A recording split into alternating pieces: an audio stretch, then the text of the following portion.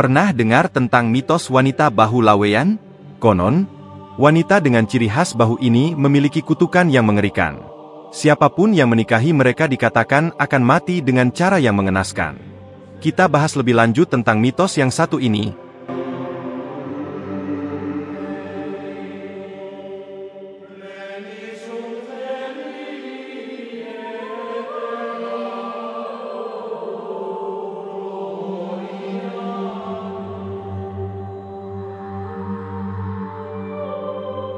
Indonesia memang terkenal dengan beragam budaya yang dimiliki.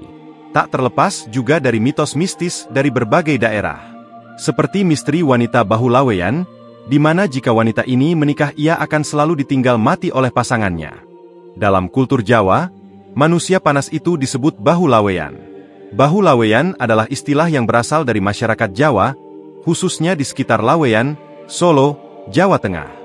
Istilah ini digunakan untuk menggambarkan wanita yang memiliki bentuk bahu tertentu yang dianggap tidak biasa atau tidak sesuai dengan norma kecantikan tradisional.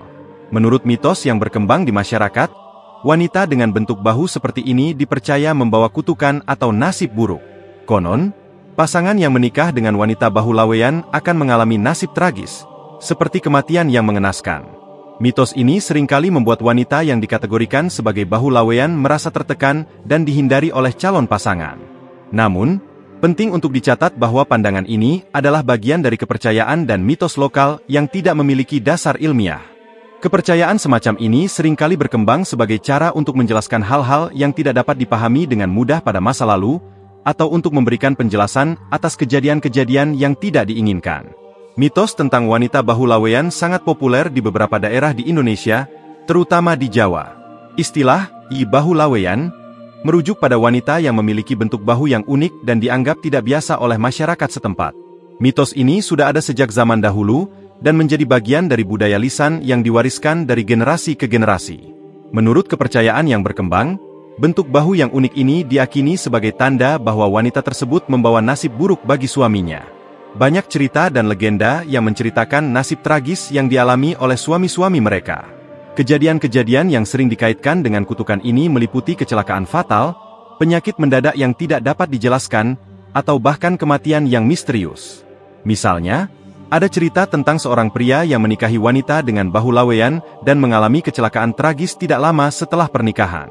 Atau kisah seorang suami yang tiba-tiba jatuh sakit parah tanpa sebab yang jelas dan meninggal dunia setelah beberapa waktu. Cerita-cerita semacam ini menjadi bukti, kutukan, yang diyakini melekat pada wanita dengan bahu laweyan. Meskipun banyak orang yang mempercayai mitos ini, perlu diingat bahwa kepercayaan semacam ini adalah bagian dari budaya dan tradisi yang tidak memiliki dasar ilmiah. Dalam masyarakat modern, penting untuk memandang setiap individu secara objektif dan tidak berdasarkan mitos atau kepercayaan yang tidak rasional. Pandangan yang diskriminatif dan tidak berdasar terhadap wanita dengan bahu laweyan dapat merugikan dan menyakiti mereka.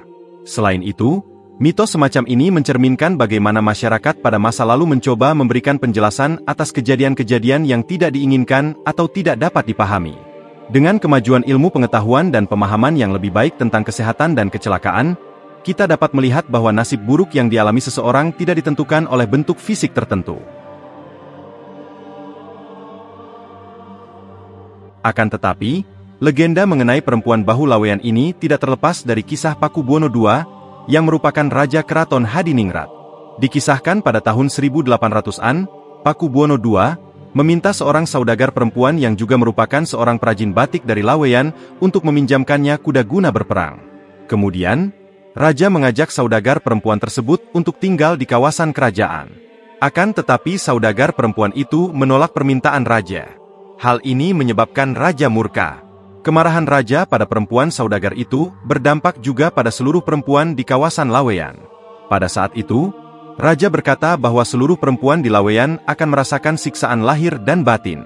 Jika perempuan di Laweyan menikah, pernikahan mereka tidak akan bertahan lama karena suami-suami mereka akan meninggal dunia. Konon katanya, untuk memutuskan kutukan tersebut pada perempuan bahu laweyan harus menikah hingga 7 kali. Dalam cerita lainnya disebutkan bahwa pada perempuan dengan bahu laweyan dibelenggu oleh genderuwo. Sebagaimana dijelaskan di Serat Witaradya, bahwa terdapat genderuwo yang membelenggu Dewi Citrasari. Ayah dari Dewi Citrasari merasa bersedih dengan kondisi anaknya, dikarenakan sang anak merasakan sakit yang sangat dahsyat sehingga membuatnya tidak dapat berbicara. Kemudian, dia meminta nasihat kepada raja-raja lainnya. Sri Aji Pamasa yang bernama Gandarwaraja memberikan solusi, bahwasanya sang putri harus diberikan batu mulia Trikaya yang dikulum oleh seseorang yang berlidah warna merah, agak kehitaman serta ujung yang putih. Tiba-tiba Raja Nusarukmi berkata bahwa anaknya si Kaskaya adalah orang yang tepat, karena ia memiliki kriteria tersebut. Tak berselang lama, Raden Kaskaya mengulum permata Trikaya lalu menyemburkannya ke Dewi Citrasari. Singkat cerita, Dewi Citrasari sembuh dan dapat berbicara seperti sedia kala. Akan tetapi, genderuwo yang ada pada tubuh Dewi Citrasari tidak rela harus lepas dari sang Dewi. Beberapa hari kemudian, Dewi Citrasari menikah dengan Raden Kaskaya.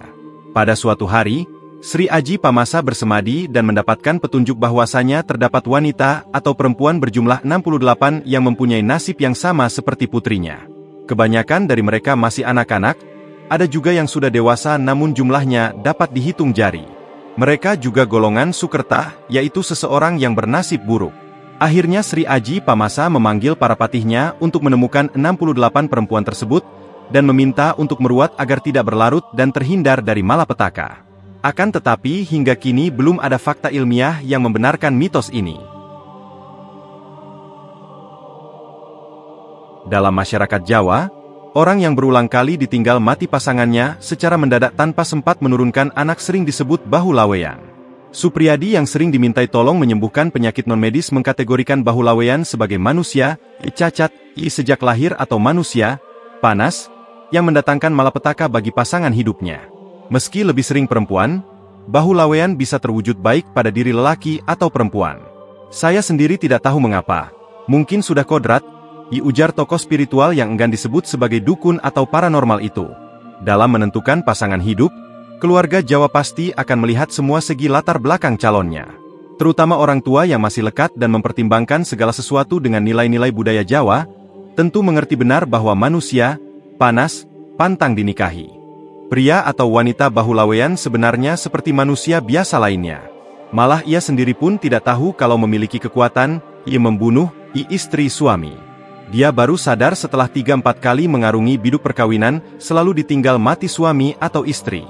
Saat kematian pasangan pertama, orang belum curiga dan menganggapnya kematian biasa. Keluarga dekatnya baru akan berpikir bila hal yang sama menimpa pasangan kedua. Apabila manusia Bahulaweyan ini menikah yang ketiga kalinya, dan kembali pasangannya menghadapi kematian, barulah sanak saudara dan masyarakat sadar ada yang tidak beres dalam tubuh manusia tersebut. Biasanya setelah perkawinan yang ketiga, betapapun cantik atau gantengnya, dia akan kesulitan mencari pasangan. Memangnya siapa yang berani menanggung risiko kematian? Tapi menurutnya, bila sampai 3 kali menjalani perkawinan dengan selalu mengorbankan pasangannya, umumnya janda atau duda dari masyarakat Jawa akan tahu diri dan takut kawin lagi. Sedangkan budayawan Jawa Haji Karkono Kamajaya PK mengaku, meski tidak tahu ciri-ciri fisik orang Bahulaweyan, tapi percaya orang semacam itu memang ada. Ketua Javanologi Panunggal Yogyakarta ini sedari kecil telah mengetahui istilah manusia Bahulaweyan, bahkan pernah kenal akrab salah seorang di antaranya. Yang saya tahu, Bahulaweyan hanya untuk perempuan. Suami wanita ini tidak selalu meninggal, tapi ada saja malapetaka atau kesialan menimpa hidupnya. Entah itu kecelakaan, sakit-sakitan, atau yang lainnya. Pokoknya, sial terus, ujarnya merinci garis nasib para Bahulaweyan. Kalau menurut orang Jawa, dilalah atau kebetulan saja orang tersebut ditimpa nasib buruk, bukan karena keturunan. Pendapat tersebut senada dengan yang diungkapkan oleh Karkono, bahwa Bahulaweyan itu merupakan bawaan sejak lahir. Sementara penjelasan yang melandasinya sulit kalau harus dinalarkan, karena ini memang menyangkut kepercayaan orang Jawa, tuturnya. Bahulaweyan identik dengan wanita tipe raseksa yang selain selalu mengalahkan suami, juga suaminya lekas meninggal.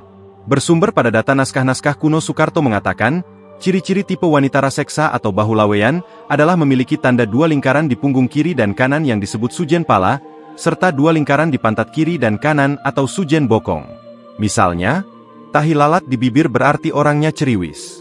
Pemilik tahi lalat di pundak adalah orang yang selama hidupnya berbeban berat. Begitu pula dengan tanda-tanda lain yang ada di bagian-bagian tubuh tertentu. Mengenai tanda yang menyertai kelompok Bahulaweyan, Astuti menyebutkan adanya benjolan di salah satu bagian bahu. Ciri lain adalah gambar ular berbentuk bayang-bayang di bawah kulit tubuhnya. Namun, menurut Astuti gambar ular itu hanya bisa dilihat oleh mereka yang memiliki kemampuan khusus. Digantikan dengan apapun kalau nyawa yang jadi taruhan, tak seorang pun mau mengawini seorang bahu laweyan. Lantas, bagaimana menentukan apakah seseorang termasuk kelompok bahu laweyan? Sementara melihat benjolan dan bayang ular di tubuh tidak bisa dilakukan sembarang orang. Ada tanda lain yang lebih mudah untuk dilihat, yaitu toh coklat di kulit kepala yang menunjukkan gambar tertentu, atau toh berwarna biru yang terdapat di alat kelamin. Menilik letaknya di tempat-tempat yang tersembunyi, tanda ini pun ternyata tak lebih mudah dideteksi dibandingkan dengan benjolan bahu atau bayang ular. Memang sulit menentukan apakah seseorang gadis atau perjaka calon pasangan hidup termasuk kelompok bahu laweyan atau bukan. Memang secara fisik, kelompok bahu laweyan tidak punya perbedaan mencolok dengan orang biasa. Orang baru bisa menyebutnya bahu laweyan setelah mengetahui rentetan peristiwa buruk yang menimpanya. Tapi secara umum ciri manusia bahu laweyan adalah tumbuhnya rambut putih pada user-user di kepalanya. Bagaimana menurut kalian tentang mitos wanita bahu laweyan ini? Apakah kalian pernah mendengar atau mengalami kejadian serupa? Tulis pendapat dan cerita kalian di kolom komentar di bawah. Jangan lupa juga untuk like, share, dan subscribe channel ini biar kalian gak ketinggalan cerita menarik lainnya.